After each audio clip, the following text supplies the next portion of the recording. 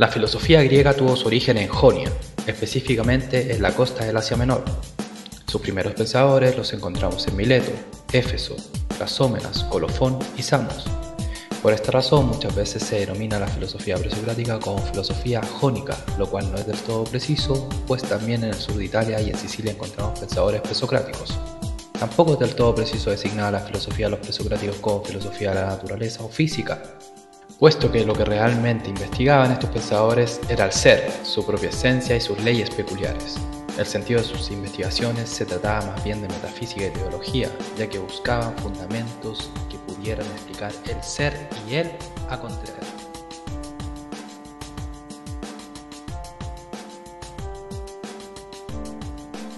Las reflexiones de los filósofos presocráticos no procedían tal cual lo hacían los poetas Homero y Hesíodo, los cuales se centraban en teologizar, es decir, en desarrollar sus planteamientos desde un lenguaje lleno de imágenes y concepciones místicas. En los presocráticos se inicia y desarrolla un pensar demostrativo, que mediante la observación y reflexión crítica trata de captar una cosa y razonarla. En efecto, con los presocráticos surge el pensar conceptual y de esa manera también nace la filosofía occidental.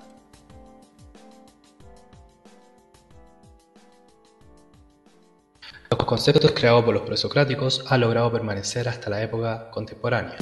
Al día de hoy, conceptos tales como elemento, materia, principio, forma, espíritu, etc., siguen formando parte del lenguaje a pesar de que fueran ideados en aquella época. Estos pensadores crearon todo un sistema de conceptos que increíblemente ha perdurado por más de 2000 años. No obstante, lo que realmente importa en términos de producción filosófica presocrática no son los conceptos, sino la manera en la que se plantean las cuestiones y problemas mediante esos términos. Los conceptos nacen de la búsqueda de soluciones a los problemas, es por ello que esos conceptos tienen más importancia que los mismos conceptos que utilizaron. El problema principal de la filosofía presocrática es la cuestión del arjé, del origen o principio de todas las cosas, pero no un origen temporal, sino más bien un origen esencial. Por tanto, el núcleo del problema se centraba en preguntar sobre el verdadero y más íntimo ser de las cosas, y de esa manera cuestionar lo que se aparece a los sentidos. En definitiva, se partía del cuestionamiento a la pura apariencia de las cosas, a la cual se accede meramente mediante los sentidos, para así establecer lo verdadero y propiamente esencial de las cosas, a lo cual se accedería mediante el pensamiento. Es así como se establece la distinción entre lo exterior y lo interior, entre lo perceptible por los sentidos y el verdadero ser accesible mediante el pensamiento, entre lo accesorio y lo esencial. Para los presocráticos, además, la apariencia exterior era algo perteneciente a la esfera de lo individual, mientras que en la esencia todas las cosas eran iguales, es decir, la esencia era común. Lo común lo concebían como lo realmente importante, ya que era lo esencial en comparación a lo individual y aparente.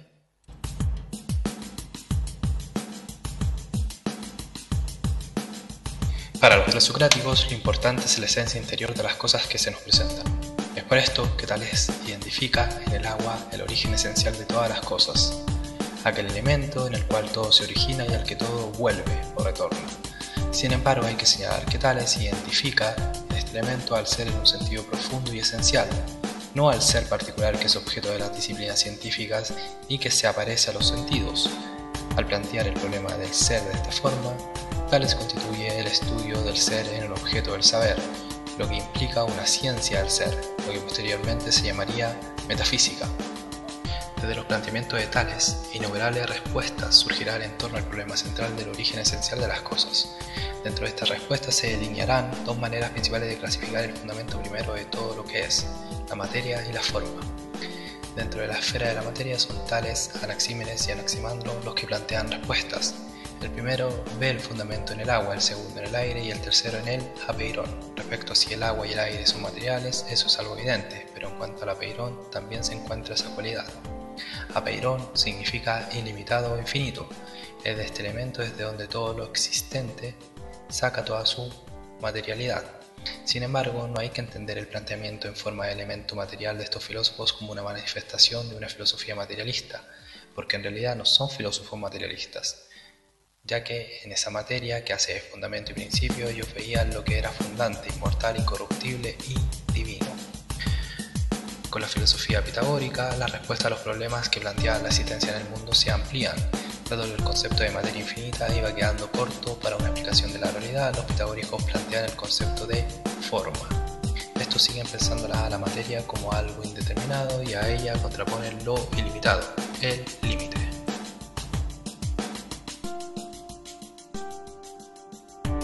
El problema del cambio que se percibe en la materia, esto es, su constante devenir, es tratado desde la filosofía presocrática por Heráclito. Según este pensador, el devenir constituye en sí mismo el principio y fundamento de todo lo que es decir, lo que es porque existe el eterno devenir que nunca deja de ser.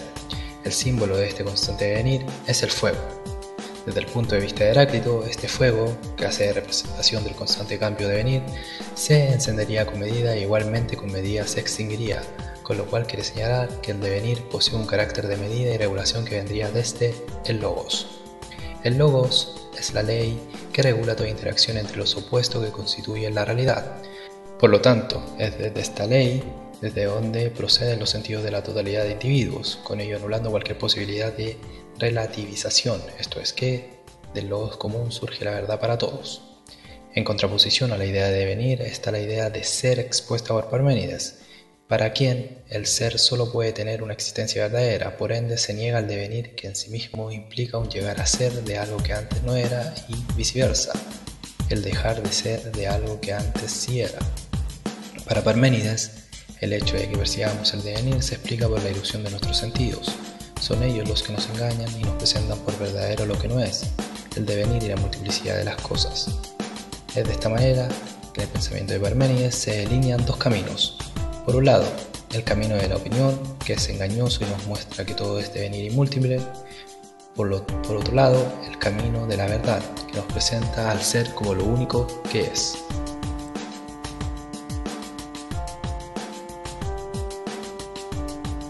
Entre los presocráticos había un grupo a los que se les ha designado como mecanicistas. Estos toman de los milesios el concepto de materia y lo desarrollan en profundidad. Empedocles es uno de ellos. Este plantea el concepto de elemento, del cual admite 4 tipos: aire, tierra, fuego y agua.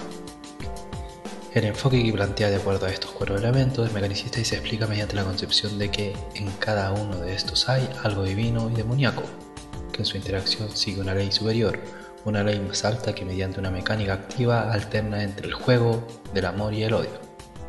La concepción mecanicista de Empedocles es superada por el mecanicismo de carácter materialista de Demócrito.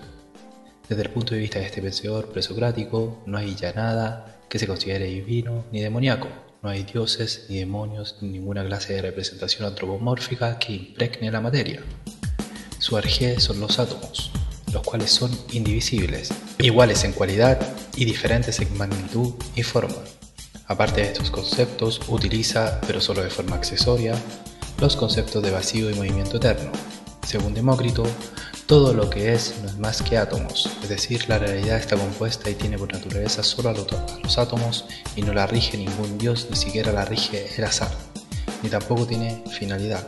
Todo está regido por las leyes inherentes a la materia, todo sucede por sí mismo. Anaxágoras se remite a Demócrito para plantear el novedoso principio del nous, o espíritu. Este nous sería la fuerza e impulso del movimiento y la fuerza que lo dirigiría todo. Para este pensador presocrático, el nous es concebido como algo divino, que lo permea todo y que en sí mismo es infinito, autónomo, omnisciente y omnipotente.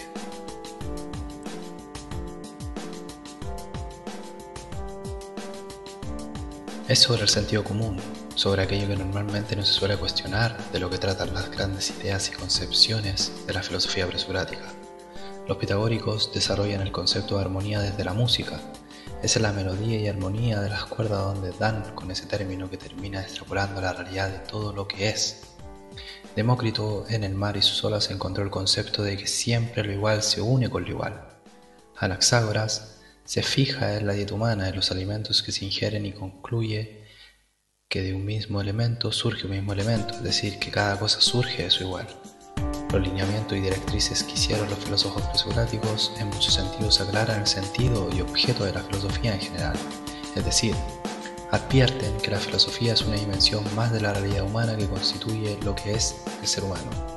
Este conocimiento se diferencia y se muestra como algo distinto de las ciencias particulares. Sin embargo, posee un carácter universal accesible al pensar de cualquiera. Esto es que está ahí como el marco de referencia del entendimiento que cada ser humano posee. Los filósofos presocráticos abriéndose camino por la noche del mito y accediendo a respuestas por medio de la razón que evidencian aquello.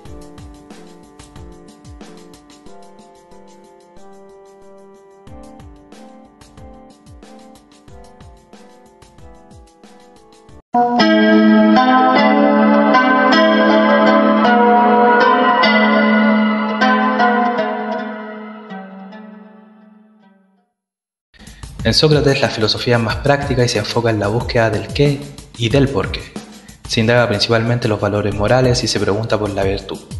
Se señala que en dicha indagación moral consiste la auténtica forma de vivir. Dentro de la búsqueda socrática se encuentran dos vertientes, la mayéutica y la ironía. La mayéutica entendida como un arte que mediante la conversación filosófica lanzaba agudas interrogaciones que iban sacando a la luz aquello que un interlocutor desconocía que sabía, esto es, dar a la luz un conocimiento que hasta el momento no se tenía conciencia de tener o que aún no llegaba al ámbito consciente. Este entrenamiento de carácter filosófico Sócrates lo practicaba con jóvenes, no obstante, igualmente les advertía de no sentir absoluta certeza del saber al que se llegaba. Por ningún motivo Sócrates sentía un respeto por las respuestas que provenían de la tradición o que eran de uso común, más bien siempre impulsaba a seguir indagando hasta llegar a lo esencial. Desde la ironía, Sócrates afirmaba solo saber que nada sabía. En realidad el saber estaba en el centro de su actividad filosófica. Al igual que los sofistas recurrentemente hablaba de la virtud, pero en un sentido distinto. Su orientación era moral, pues hacía referencia y apuntaba a la conciencia interior del hombre. De esta manera, su actividad filosófica comenzó a molestar en Atenas, ya que chocaba con las intenciones políticas y los proyectos ideológicos de la ciudad. La reflexión ética que Sócrates proponía parecía chocar igualmente con la religión popularmente aceptada. Es así como el filósofo fue encarcelado y condenado a muerte mediante la ingesta de cicuta, la cual bebió sin mayor turbación y reafirmando su carácter. La filosofía de Platón, como continuación de la filosofía de Sócrates, sigue planteando la cuestión relativa a la esencia de los valores morales. Frente al interrogante de dicha esencia y al cómo deben explicarse los valores, Platón responde mediante su teoría de las ideas. De la vida de Sócrates, Platón derivó toda una experiencia moral, en la cual los valores como la prudencia, justicia, fortaleza, templanza, etc., representan lo absoluto. Más bien son algo intangible y eterno. En el conocimiento y realización de estos valores subyace una complejidad, pues en su captación puede haber errores, esto es, que en el caso de ser conocidos, puede darse una desviación de su verdadera esencia. Incluso puede darse el caso de que haya seres humanos que estén totalmente ciegos a la esencia de los valores. No se equivocaban los sofistas cuando afirmaban que la captación de valores puede ser relativa a los contextos, es decir, que lo bueno y justo se puede entender de diversas formas según la cultura. No obstante, no tenían razón los sofistas en lo referente a la cosa en sí, a la esencia misma y objetiva de los valores. Es en esa esencia donde se revela lo que está más allá de la voluntad del ser humano, en ello consiste lo absoluto. Por lo tanto, hay valores relativos que dependen de la utilidad individual, los valores materiales, y por encima de estos se encuentra aquella cualidad de valor superior y distinta a toda utilidad material y subjetiva, por ende una realidad objetiva. Esta cualidad de valor superior, Platón la representa como virtud. Ahora, estos valores superiores, que se resumen en la virtud, no se deben entender como un simple saber o perfeccionamiento en sentido técnico. Por el contrario, Platón eleva este asunto a la esfera de ser ideal. De esta manera, el ser humano se rige por lo absoluto, el cual no es accesible a la manera de las cosas materiales, pues responde a un profundo anhelo de infinito. Aristóteles considera que así como la realidad puede ser estudiada en partes, esto es, ser separadas en segmentos y de esa manera entendida como objeto de saber de distintas disciplinas como la física, medicina, biología, etc., así igualmente se puede estudiar de una manera científica el ser en cuanto ser. Aristóteles trata este asunto en la obra que muchos años después de ser escrita recibiría el nombre de Metafísica. Cuando se habla de metafísica en la filosofía de Aristóteles se hace referencia a la ciencia que estudia o se ha de estudiar después o posterior a la física. Se entiende que esta secuencia vendría dada por el hecho de que la metafísica se consideraría una ciencia más profunda que la física. Así pues, la física se ocupa de una esfera de la realidad o de lo que es, estudia el ser desde la dimensión particular a la que se accede mediante los sentidos. En cambio, la metafísica estudia el ser más profundo y general que precede a lo que es, a aquello que percibimos por medio de los sentidos. Este ser que estudia la metafísica se manifiesta en el ser de la física y se entiende como su fundamento y consecuencia. No hay que entender a este ser como algo a lo que no se puede acceder, como una especie de trasmundo separado del mundo espacio-temporal que conocemos.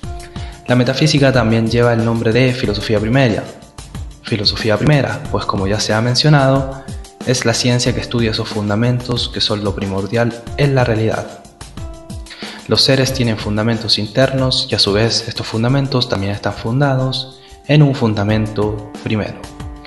Aristóteles señala que el ser es la sustancia primera, concreta y singular, que se aparece a los sentidos.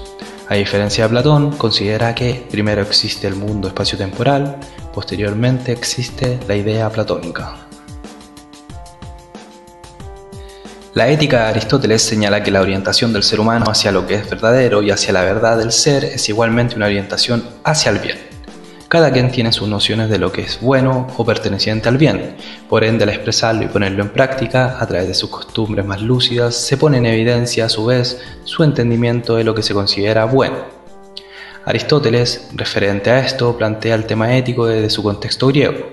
Es así como va dando respuestas a consideraciones éticas que se preguntan sobre el buen actuar en un hombre, a lo cual responde que una acción humana realmente buena viene desde un hombre inteligente que procede siempre desde una recta razón que tiene su fundamento en un accionar bello, en el sentido de equilibrado y medido entre los extremos.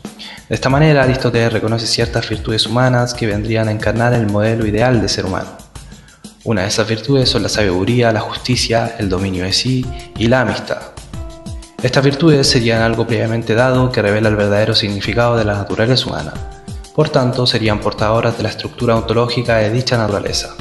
Desde ahí Aristóteles deriva la pregunta sobre la felicidad, a la cual responde señalando que no tiene que ver con el placer ni con los objetos materiales, sino que con la manifestación de un perfecto actuar derivado de la profunda naturaleza humana expresada en la recta razón. Donde hay recta razón, todo lo demás adviene por sí mismo, ya que en ello prevalece lo formal sobre lo material. Por ende, el hombre que se alinea a lo moralmente recto hace el bien por sí mismo, no por el hecho de que ese hacer el bien le proporcione algún tipo de placer.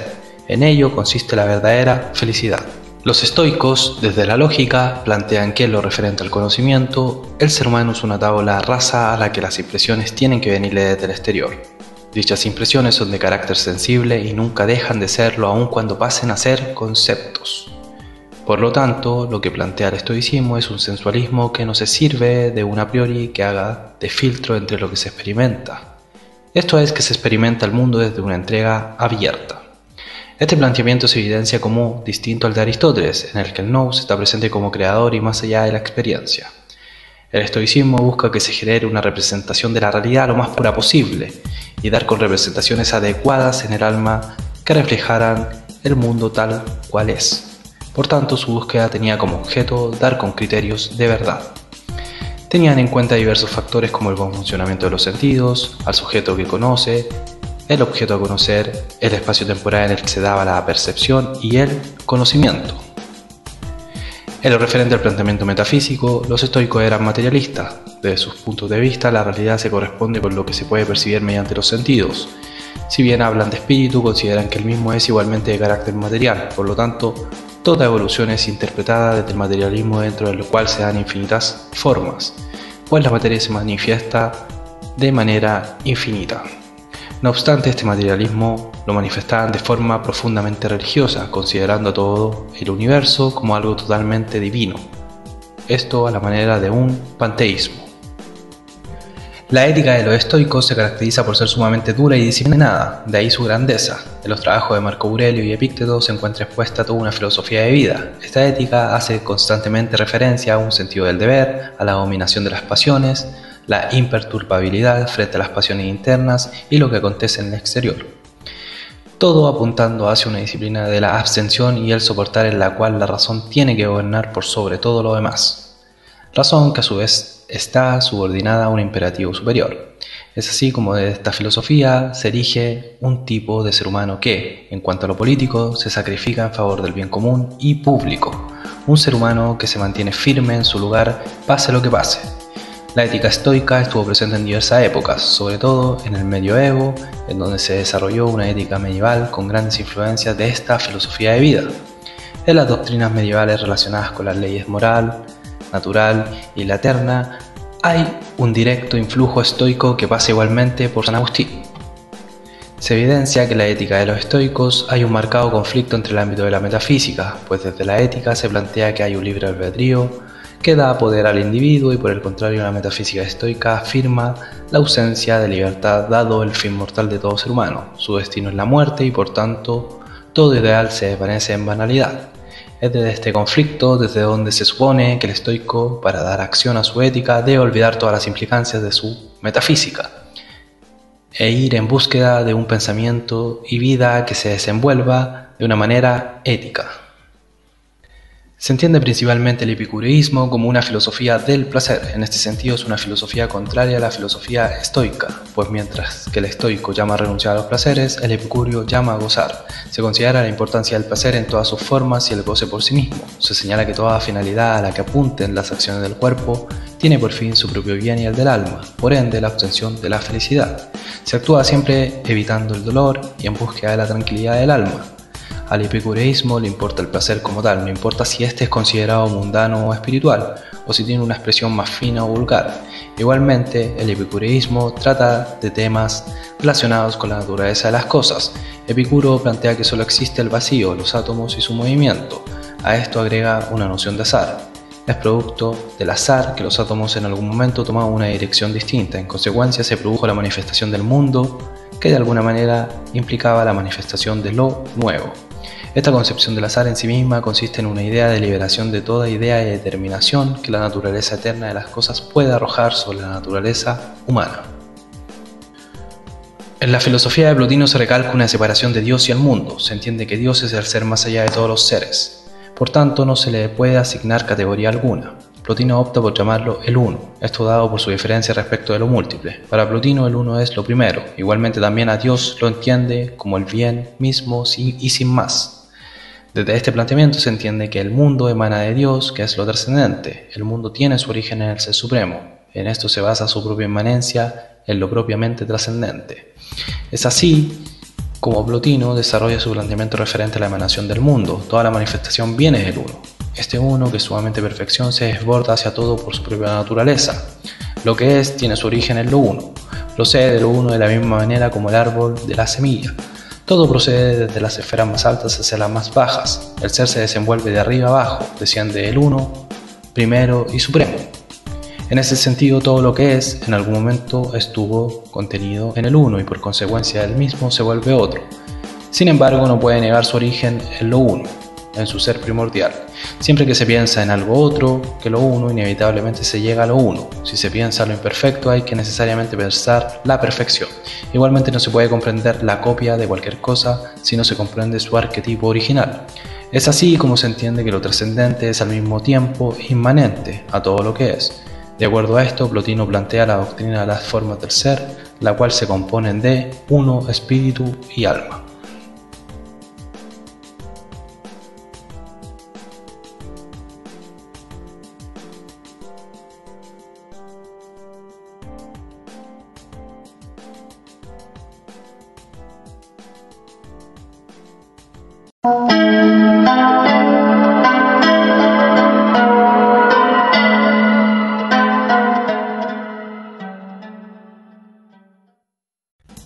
San Agustín, en lo referente a la verdad, afirmó que se puede dudar de todo, pero no se puede dudar de la duda misma. Esto lo plantea en discusiones con los escépticos, los cuales afirmaban que no existe la verdad, pues de todo se puede dudar. Con esto Agustín deja zanjado el problema que venían planteando hace mucho tiempo los escépticos en torno a la existencia de la verdad y si es posible conocerla. Respecto a Dios, San Agustín equipara a la verdad con él. Llega a estar convencido que tanto Dios como la verdad son lo mismo. Dios es la totalidad de lo verdadero, de lo bueno y el ser de todo ser. Desde la visión de Agustín, Dios lo es todo, pero a la vez no es nada, de todo porque impulsa todo. Por tanto, ninguna categoría se le puede asignar. El tema del alma fue de especial interés para San Agustín. Afirmó que al alma y a Dios deseaba conocer. Consideraba que el alma era superior al cuerpo, no obstante, esto no significa que despreciara el cuerpo. Para Agustín el hombre es esencialmente alma, en esto se distingue su doctrina de la de Aristóteles, en la cual se afirma la unidad del cuerpo y el alma. En efecto, el ser humano por naturaleza es alma, un alma que mora en un cuerpo mortal que está a su disposición. Esta visión del alma ha perdurado hasta la época contemporánea. La idea de la sustancialidad del alma que implica la realidad autónoma y permanente de un yo, esto es, que el yo no es solo una suma de actos, sino que en sus propios actos se muestra y evidencia su propia autonomía. Igualmente Agustín se empeñó en demostrar la inmaterialidad e inmortalidad del alma, haciendo e iniciando con ello una especie de psicología de carácter cristiano. Luego de San Agustín sigue Boecio, esto en cuanto a la importancia filosófica dentro del marco de la época medieval. Gracias a Boecio se insertaron en la enseñanza los conceptos de la época antigua, conceptos platónicos como la idea de Dios y la idea de felicidad, así como también ideas provenientes del Timeo relacionadas con la formación del mundo. De los estoicos transmite el concepto de naturaleza, ley natural, destino y providencia. Le da especial importancia a la transmisión del concepto de realidad, la que para él es el mundo exterior corpóreo. Para la escolástica fue sumamente importante la traducción y comentarios de Boecio a los escritos de lógica de Aristóteles. Fue a través de Boecio que Aristóteles accedió a la Edad Media, aunque solo desde su carácter lógico. Los libros de Boecio fueron estudiados dentro del ámbito de la enseñanza de las artes liberales. Además de los escritos de carácter más bien científico-técnico, Boecio aportó a la época medieval un conjunto de filosofemas que hacían de impulso al pensamiento. Estas filosofemas trataban temas como el sumo bien de Dios y la naturaleza humana. Para Boecio, el hombre es un individuo, algo peculiar y único. En el hombre se halla la sustancia individual que se contrapone a lo universal. De esta noción de individualidad surge la noción de libertad. El hombre es libre a pesar de todo orden unitario. Solo algo de carácter inferior al humano cae bajo la coacción del orden. El hombre comprende el orden y lo percibe como deber, como obligación, no obstante sigue libre. La libertad es tanto positiva como negativa. Entre más cerca de lo espiritual esté el hombre, más libre será. En esto consiste igualmente la felicidad. El libro principal de Boecio es La consolación de la filosofía, el cual escribió cuando estaba encarcelado y en un contexto de posible ejecución. El libro se puede entender como una pequeña teodicea que se expresa en la salvación del hombre frente a la presencia del mal. Gracias a Pseudo Dionisio, el platonismo de los padres de la Iglesia se vuelve a manifestar con toda su potencia. Pseudo Dionisio plantea que Dios es el bien, la perfección, la unidad y el ser. Es en grado máximo todas las cosas y por esto se acentúa su distinción de otros seres. Esto en términos de una teología negativa. No obstante, no se refuerza la idea de un Dios separado del mundo, sino que se refuerza la idea de un ser sumamente perfecto y verdadero en contraste con el ser finito e imperfecto que precisamente procede de este ser finito, perfecto y verdadero. En este sentido se establece una jerarquía basada en planos del ser. En el más bajo se encuentra la materia muerta o inanimada, luego más arriba el ser de la vida, más arriba el plano del alma y en una escalada superior el plano del espíritu. Dentro de esta jerarquía se evidencia que el ser es el núcleo de todas las cosas. Sin embargo, está por encima y más allá de todas las cosas, ya que es más excelente y poderoso que ellas, tal cual como lo presenta Platón, para quien la idea del bien lo supera todo. La idea del bien más allá de toda entidad, pero a la vez posibilitadora del ser, la esencia y el conocimiento. Pseudo Dionisio fue uno de los principales platónicos que intentó mostrar a la humanidad las múltiples manifestaciones del ser, el ser mismo y sus profundidades. Sus escritos fueron sumamente valorados y leídos en el medioevo, al punto que se hace indispensable conocer su doctrina para de esa manera entender la metafísica de la época.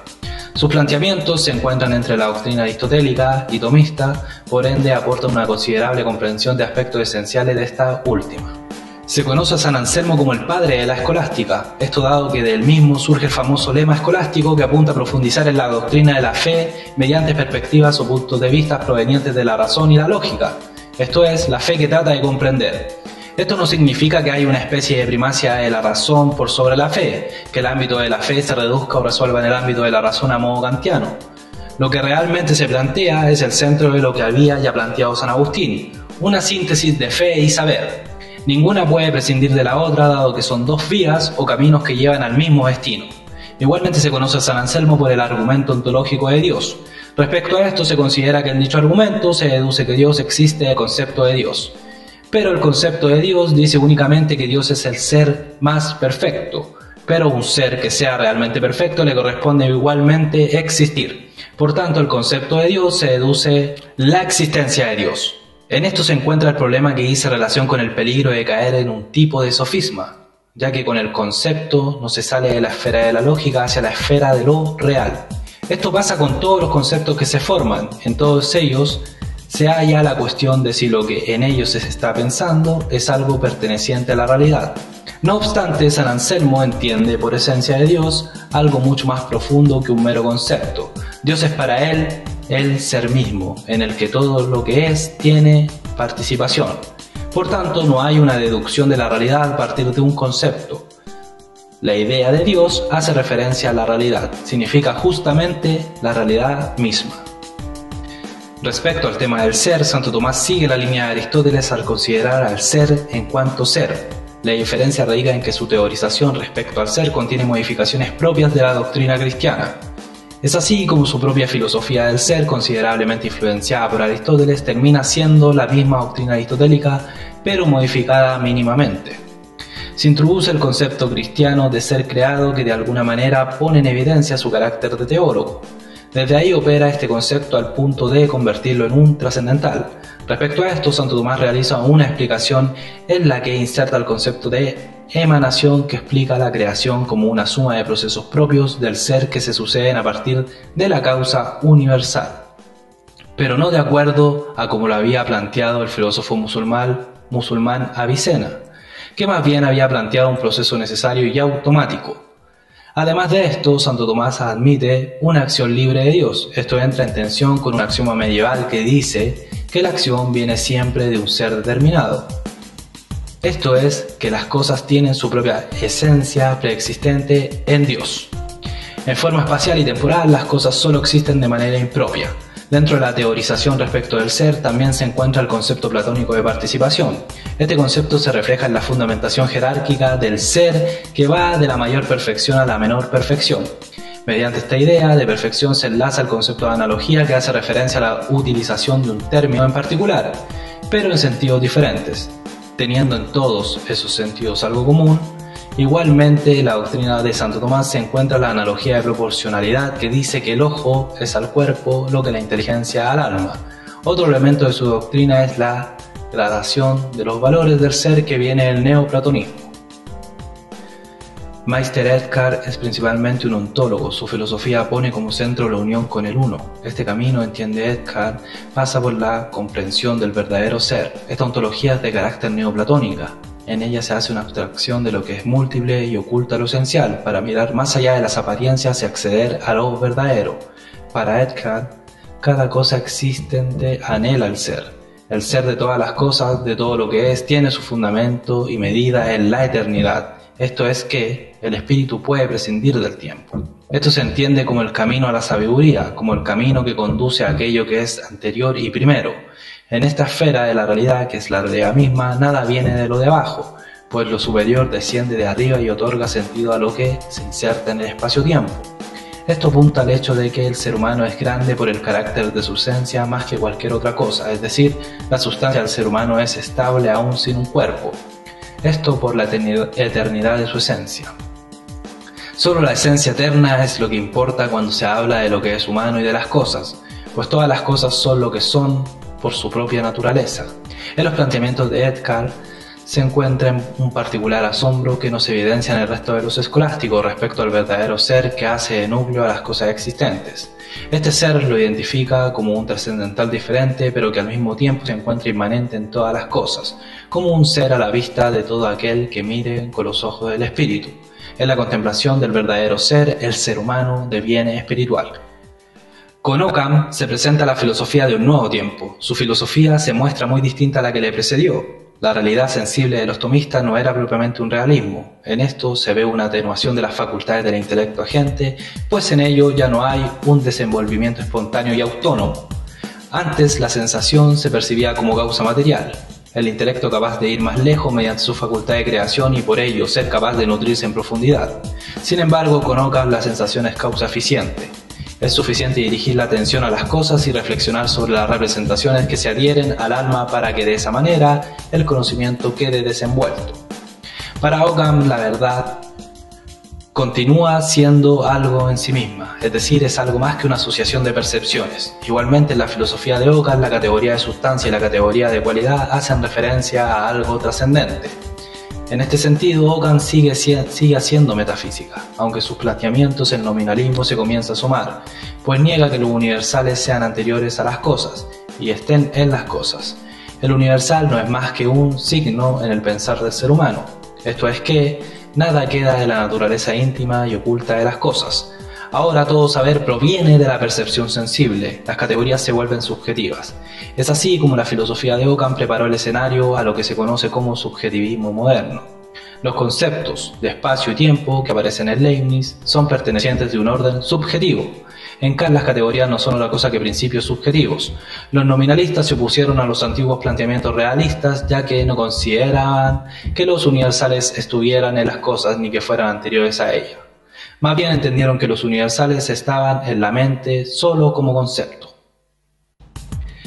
Nicolás de Cusa planteó su filosofía desde un espíritu renovado que consideraba los avances en el ámbito de las ciencias, matemáticas y astronomía. Se sirvió de diversos instrumentos utilizados en las matemáticas y la física. Igualmente, en su biblioteca destacaba los grandes autores del conocimiento occidental. En sus planteamientos consideraba las ideas de los nominalistas. En su doctrina del espíritu hace referencia a lo que se cuenta, se mide y se pesa. Desde ahí se hace una distinción en lo que lo uno se muestra como lo principal. Es decir, de lo uno proceden los números. No obstante, el uno no se concibe mediante los números, ya que estos son posteriores. Lo simple no se puede derivar de lo que es compuesto. Es lo compuesto lo que se deriva de lo que es simple. Con esto, Nicolás de Cusa quiere explicar lo referente al ser en cuanto ser. Quiere llegar al ser como tal. El ser es principio de todo lo que es. Por lo tanto, desde el ser entendido como un principio se puede deducir todo lo que tiene carácter de derivado. Pero por esto mismo el ser entra dentro de lo que se puede derivar de algo otro. Este camino es contrario y de arriba hacia abajo. El concepto del uno, en Nicolás de Cusa, es el uno de Parménides, Agustín, Hegel y otros. Se refiere a aquella idea de la totalidad de la realidad que se le aparece en la razón. La razón, para el cusano, es aquello que trasciende y tiene parte en todo, y viceversa. El lugar en donde incluso los opuestos coinciden, pues es la realidad absoluta tal cual como ya la había planteado Platón en su dialéctica y Anaxágoras al decir que todo está en todo. La razón está orientada hacia el infinito, por esto es imposible que capte de inmediato la naturaleza de las cosas. En efecto, el conocimiento siempre está en el camino de la exactitud.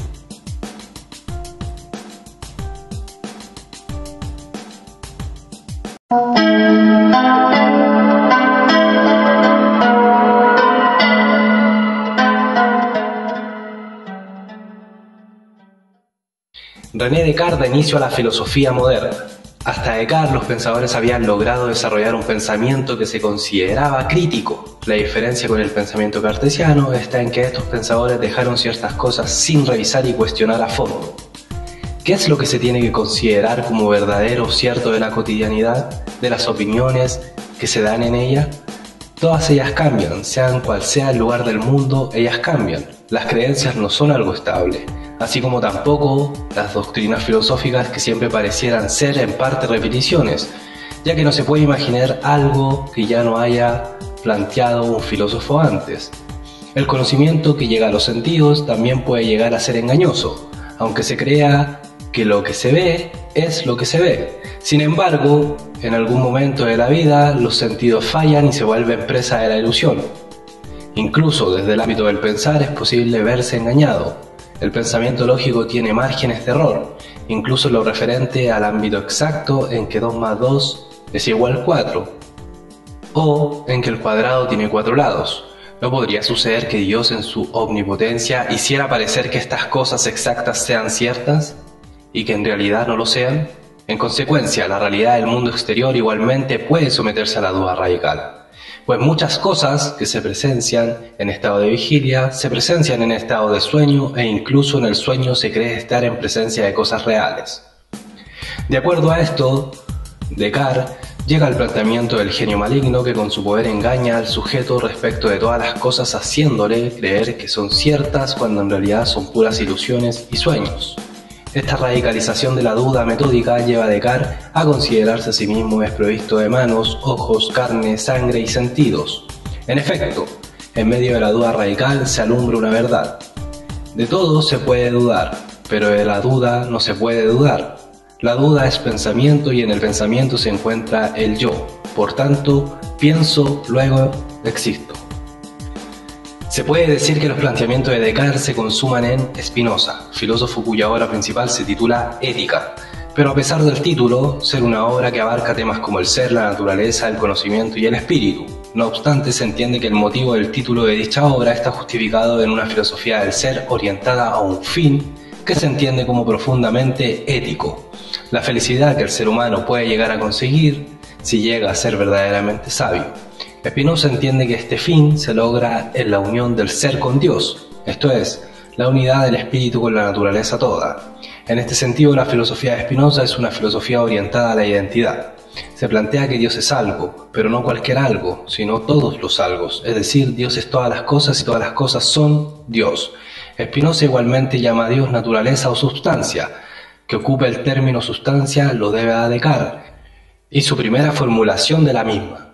Es así como Spinoza radicaliza y totaliza el concepto de sustancia al punto de plantear que la sustancia lo es todo, independiente de las otras cosas que puedan existir. La sustancia es todo porque todo lo que aparece como ser proviene de ella. Es ella misma y ninguna otra cosa. En esto hay una supresión de la diferencia entre Dios y el mundo. Respecto a esto, ya en la antigüedad y en el cristianismo se había afirmado que Dios es todas las cosas, pero la diferencia con los planteamientos de Spinoza se encuentra en que no hay una vuelta a la trascendencia de Dios, es decir, se entra en los ámbitos del panteísmo. En la filosofía de Spinoza no se encuentran diferentes modos de ser, lo que la podría hacer algo más ambigua. El concepto de mónada Leibniz lo forma desde sus consideraciones a la física moderna, la cual operaba desde lo cuantitativo, en lo cual se expresa la categoría de cantidad. Pero frente a esto surge la cuestión de si acaso los números en sí mismos son cualidades, desde el punto de vista de lo constante, es decir, si un número expresa su ser de determinada manera, cualidad, a diferencia de otro número, de tal manera que se complemente su manera de ser cuantitativa con una manera de ser cualitativa. Leibniz así lo entendió. Fue en búsqueda de las últimas razones de la mecánica y del movimiento y cayó en la cuenta de que éstas no se encontraban en las matemáticas, sino que en la metafísica. Este giro lo llevó de lo material a lo formal y desde ahí a los planteamientos respecto a las mónadas. Sustancias simples que entendió como las únicas sustancias verdaderas más allá de las diversas combinaciones de la materia. Combinación material que está en coordinación, átomos, individuos, fenómenos, etc. Todo esto desde la visión de Leibniz disociado desde la concepción mecanicista y atomista. En respuesta a esto, plantea su concepto de armonía preestablecida, la que implica una conexión de todo lo que es. Desde esta teoría, cuerpo y alma, mundo y sus partes dejan de estar disociados para fusionar de acuerdo a una potencia divina que los pone en funcionamiento preciso como si relojes fueran. En definitiva, la mónada es el alma, el verdadero átomo de la naturaleza. Toda mónada en sí misma es representación del universo, por tanto, todo está en conexión, todo está en todo, como ya habían planteado los antiguos. Además, la mónada es autónoma, es energía y voluntad. Leibniz entendía a la mónada como eso que es sustancia, eso que es anímico, indivisible y operante. En Hobbes se encuentra el materialismo y el naturalismo. Su filosofía plantea una teoría en la que el cuerpo contiene la dimensión de la lógica. En ello, Hobbes no encuentra contradicción. A diferencia de lo propuesto por Descartes, considera que el cuerpo piensa. ¿Por qué solo habría de pensar el cogito in extenso, esa sustancia pensante, y no el cuerpo, la sustancia extensa? Por tanto, toda doctrina de la realidad en Hobbes está supeditada a la doctrina del cuerpo. Incluso divisiones antiguas, como las de la lógica, física y ética, en la filosofía de Hobbes quedan contenidas prácticamente en la física. Por ende, sus categorías serán las de cantidad.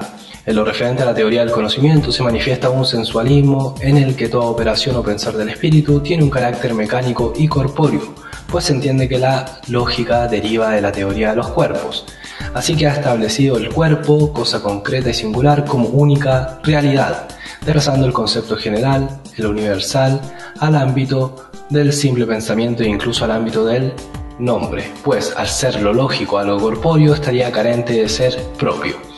Referente al hombre, se entiende que el hombre no puede concebirse como animal racional, pues para Hobbes la realidad del hombre es ser solo cuerpo.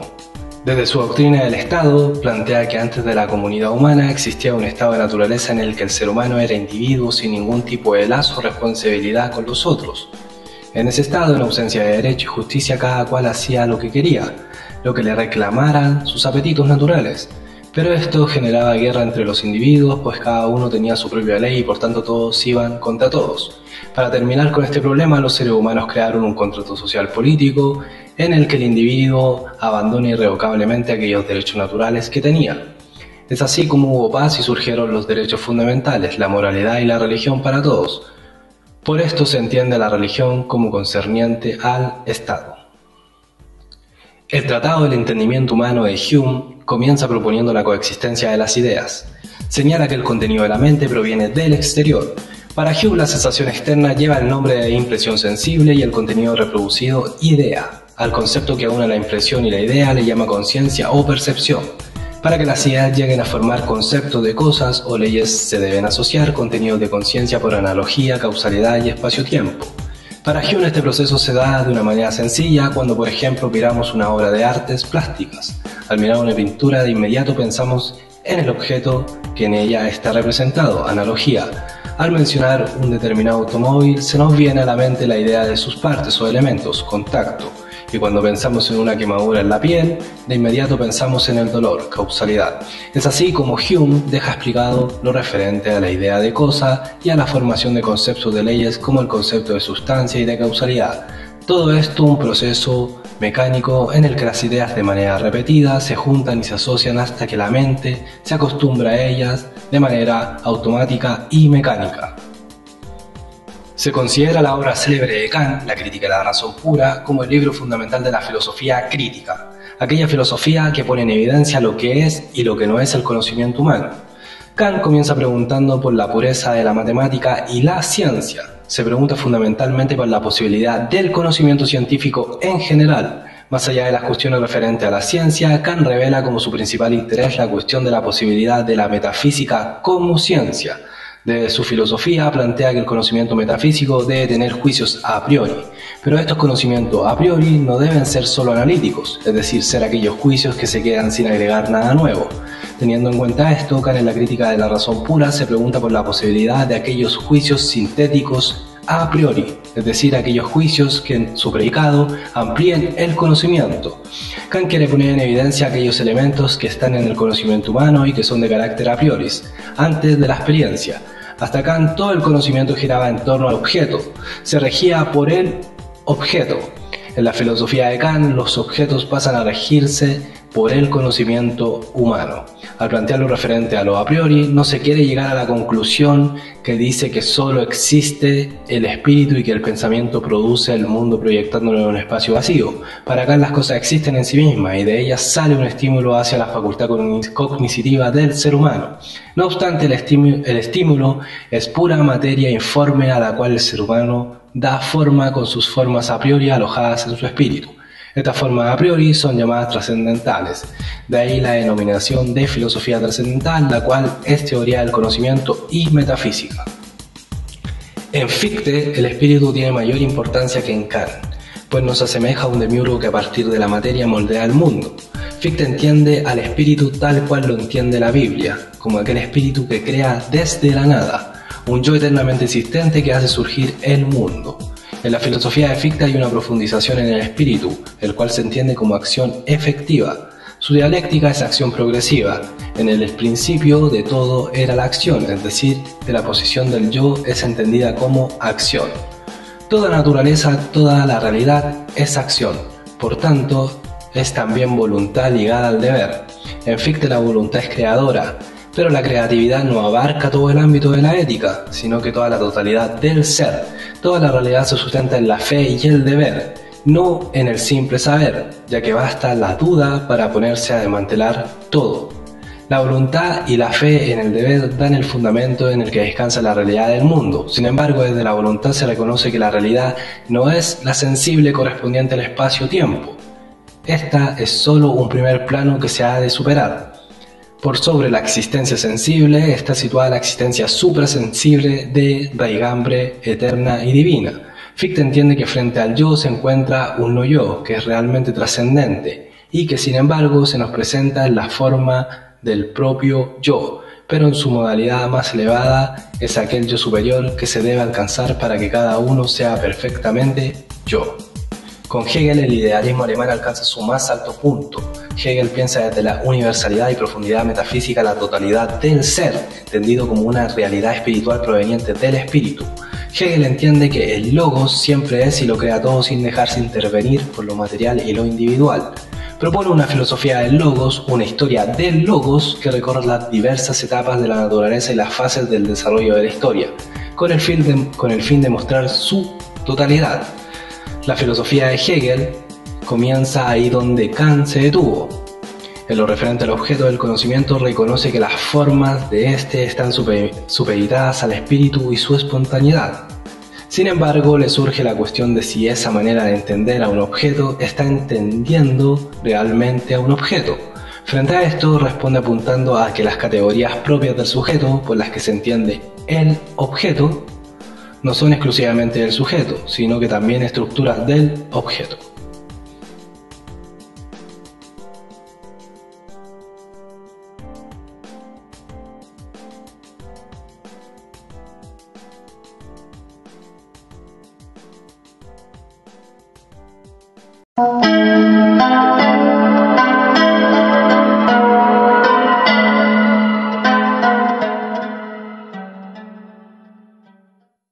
La obra principal de Schopenhauer, El mundo como voluntad y representación, en cuanto a mundo como representación se alinea con la filosofía kantiana, pero en cuanto a voluntad se opone a dicha filosofía. Para Schopenhauer, el mundo es representación en su manifestación. En cuanto a su superficie, en esto no discute con Kant, ya que considera el mundo como algo subjetivo, como un conjunto de representaciones del sujeto. En lo referente al mundo como voluntad, su filosofía sigue planteando y entendiendo el fenómeno y la cosa en sí. No obstante, para Schopenhauer hay un acceso a la cosa en sí. El ser humano no se limita a conocer solo el fenómeno, sino que también le es posible acceder al núcleo del mundo. Este acceso es posible mediante la voluntad. Esta vivencia la considera más profunda e intensa que la que se da en el conocimiento mediante la sensibilidad y la intuición. Para Marx, lo primero es la materia, luego viene la idea. Esto lo propone en relación con Hegel, pero de una manera invertida. La materia es la realidad primaria y lo ideal es su manifestación. El materialismo de Marx es un materialismo práctico que busca mostrar cómo debería ser el mundo, cómo modificar el mundo y por tanto no se limita a interpretarlo. Todo en el mundo es un producto histórico de la actividad del ser humano, es decir, no hay nada que no dependa de las condiciones materiales. Condiciones sociales y condiciones de producción. Marx fue un revolucionario y el padre del materialismo histórico.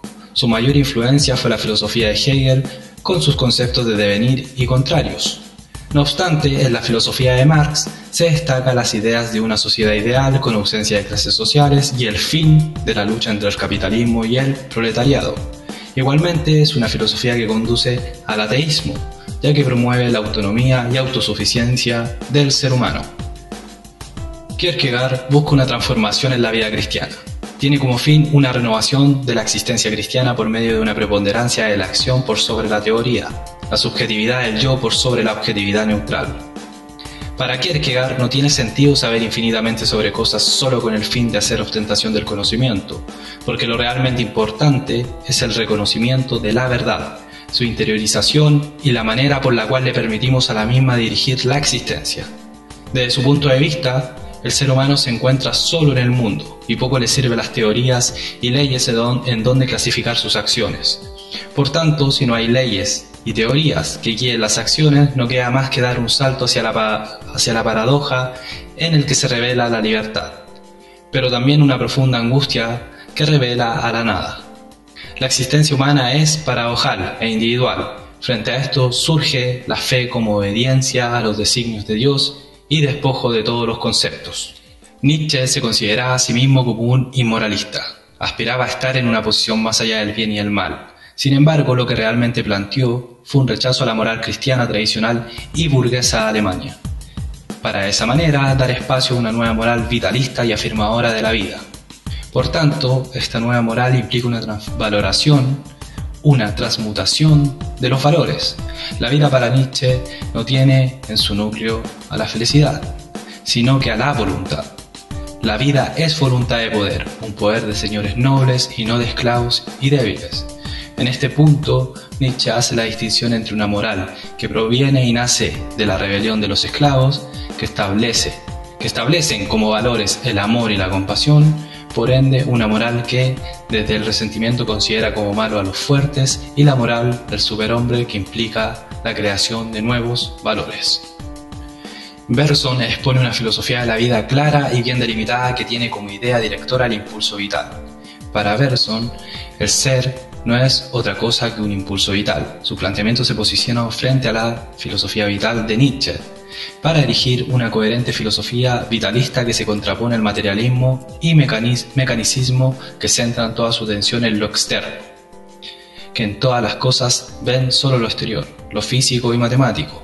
Los planteamientos de Bergson apuntan hacia lo de adentro que da forma a lo exterior. Este adentro tendría su propio tiempo, su propia duración. Una adecuada contemplación de la vida no implica solamente un pensar físico-matemático, pues ese es solo un aspecto esquemático y analítico. Para esto se necesita sobre todo una intuición que se dirija a la totalidad y que arroje una comprensión que permita vivir lo interior y desplegar una libertad espontánea y no mecánica que revele el alma y la autoconciencia. Los planteamientos filosóficos de Russell se enmarcan dentro del empirismo tradicional inglés. Gran parte de sus obras son aportaciones de desarrollo epistemológico y nociológicos que se suman a aquella filosofía de corte empirista y realista en las que Russell se mantuvo defendiendo el punto de vista respecto a que la filosofía no puede ser fecunda si se mantiene separada de la ciencia. Esto dado que la ciencia otorga al filósofo la posibilidad de llegar al convencimiento de estar frente a un mundo nuevo, en el cual los conceptos y métodos son distintos a los de la visión clásica que con el tiempo han quedado caducos y estériles. Por tanto, para Russell, la filosofía solo tiene valor si está erigida sobre una base firme de conocimientos no necesariamente filosóficos. Igualmente, Russell adopta la filosofía del atomismo lógico, consistente en una mezcla de empirismo y lógica. Desde esta filosofía pretende llegar a los átomos, pero no a átomos físicos, sino que a átomos lógicos como fundamento de cada proposición atómica y hecho atómico. Heidegger, en el libro El ser y el tiempo, traza como propósito una elaboración del problema del sentido del ser. Dicho problema tiene como interrogante la cuestión que se refiere al ente en el que hay que escudriñar el sentido del ser. Para esto, Heidegger se sirve de una analítica existencial, la que consiste en plantear de la manera más explícita posible el problema del ser, mediante los momentos constitutivos del buscar y modos de ser de un ente determinado, el cual es el Dasein. Por tanto, es el Dasein, el ser humano, el que se pregunta por el sentido del ser. Es por esto que se hace necesario, para una correcta orientación del problema del sentido del ser, primero una explicación de aquel ente determinado que se plantea la pregunta por el sentido del ser. El Dasein, en su modo de ser, siempre está en el mundo, siempre está arrojado a las situaciones. Es por esto que el Dasein no es solamente un ente que plantea la pregunta por el sentido del ser, sino que es aquel ente que ya no es una mera presencia, tal cual como lo presenta la noción de ser de la filosofía occidental, sino que aquel ente que es más que un mero objeto o presencia, porque es el ente que tiene una relación especial con las cosas, las cuales para él están presentes. Se considera a Michel Foucault como uno de los más importantes estructuralistas contemporáneos. Sus planteamientos llevan a la actitud estructuralista al ámbito de la historia de la cultura. Foucault pone en práctica una manera de evidenciar lo que hay detrás de la historia y las teorías de un tiempo determinado. Apunta a aquellos modos irracionales que desde la cúspide de la razón y la normalidad se erigen como métodos represivos, aquellos límites racionales que se establecen y desde donde se comprende el mundo. Respecto al progreso, Foucault muestra como inexistente toda idea de continuidad. Plantea que la historia carece de fin y de sentido porque es discontinua. La historia de la cultura tiene en sus bases epistemes que la dirigen. Estas epistemes son un conjunto de campos del saber que se relacionan entre sí, actúan de manera inconsciente y terminan constituyendo los campos del saber de una época. Sirviéndose de la arqueología del saber, se puede llegar a comprobar el movimiento de la historia y cómo ésta carece de progreso y continuidad, teniendo como base las epistemes que se suceden unas a otras de manera discontinua, generando una historia sin fin último ni sentido alguno.